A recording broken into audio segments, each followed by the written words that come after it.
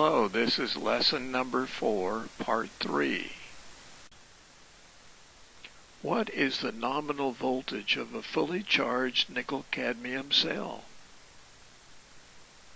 B. 1.2 volts. Which battery type is not rechargeable? Answer B.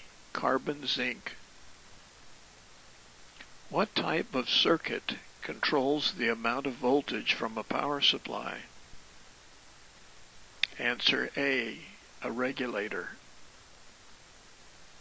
What could be happening if another operator reports a variable high-pitched whine on the audio from your mobile transmitter? D. Noise on the vehicle's electrical system is being transmitted along with your speech audio. What is one way to recharge a 12-volt lead-acid station battery if the commercial power is out?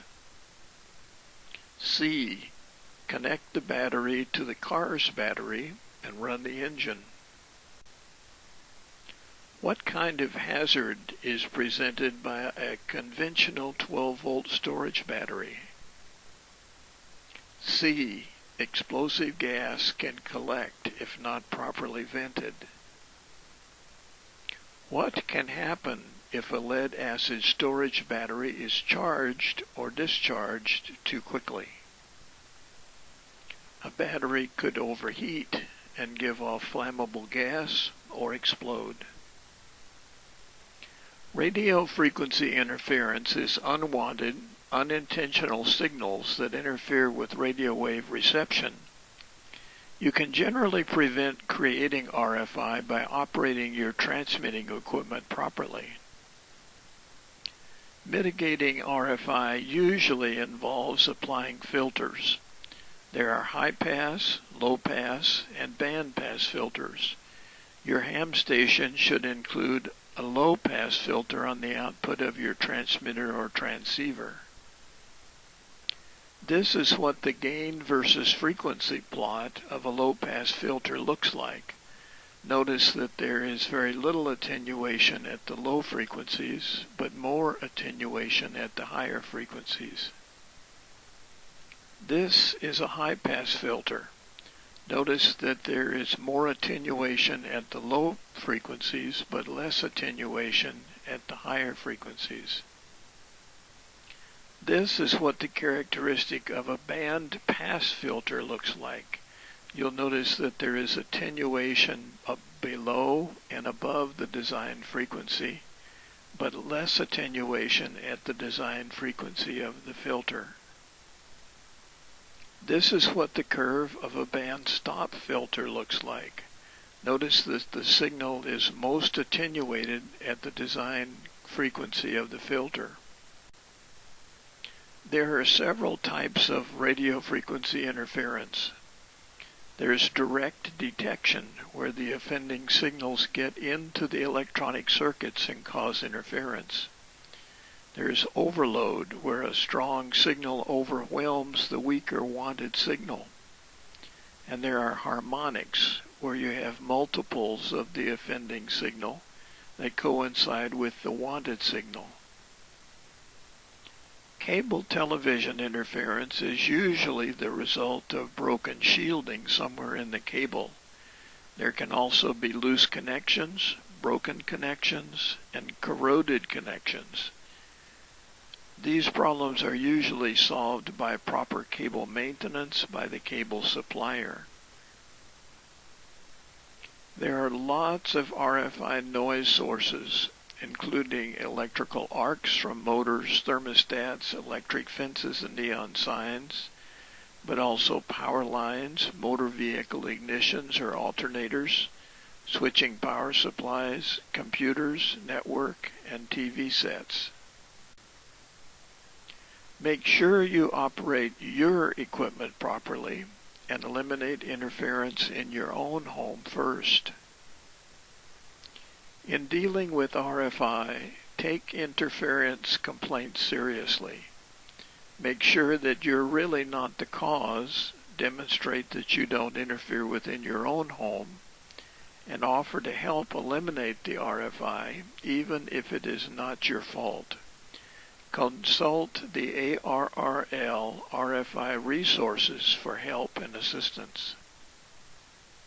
The rules say that RFI from and to unlicensed devices is the responsibility of the users of such devices. The bottom line is that if your station is operating properly, you are protected against interference complaints. But be a good neighbor, because the neighbor probably will not be familiar with Part 15 rules and regulations. Where must a filter be installed to reduce harmonic emissions? The answer is A, between the transmitter and the antenna.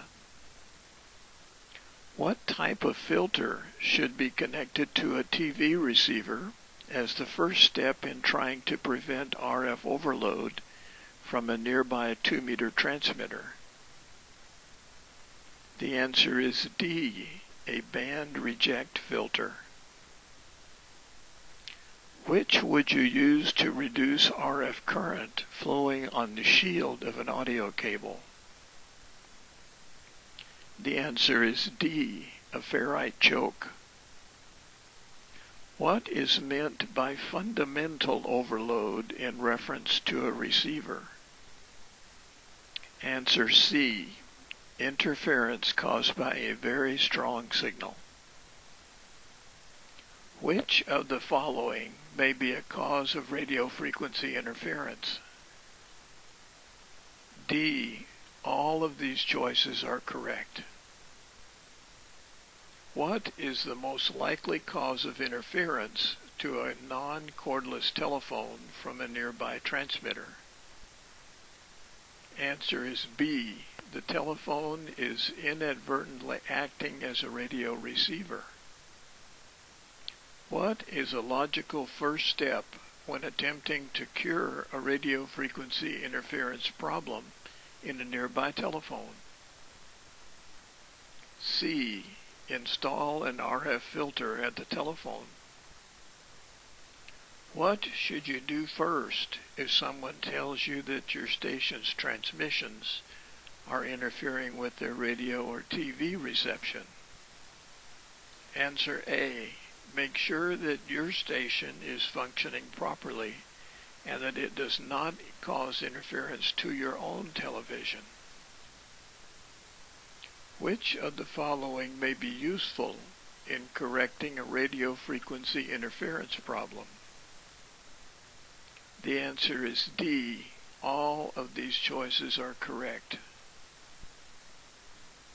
What should you do if a Part 15 device in your neighbor's home is causing harmful interference to your amateur station? Answer D, all of these choices are correct. Concerning electrical grounding and circuit protection, make sure your home is up to code. Most ham equipment does not require special wiring or circuits. Use a 3-wire power cord. Use circuit breakers, circuit breaker outlets, or ground fault interrupter circuit breakers. Use proper fuse or circuit breaker size. Don't overload single outlets. What is a symptom of RF feedback in a transmitter or transceiver? Answer C, reports of garbled, distorted, or unintelligible transmissions. What type of conductor is best to use for RF grounding? Answer D, flat strap. In the next lesson, we'll be addressing electrical safety and RF exposure and radio frequency interference. The homework is to read Chapter 9 and to start doing the practice exams.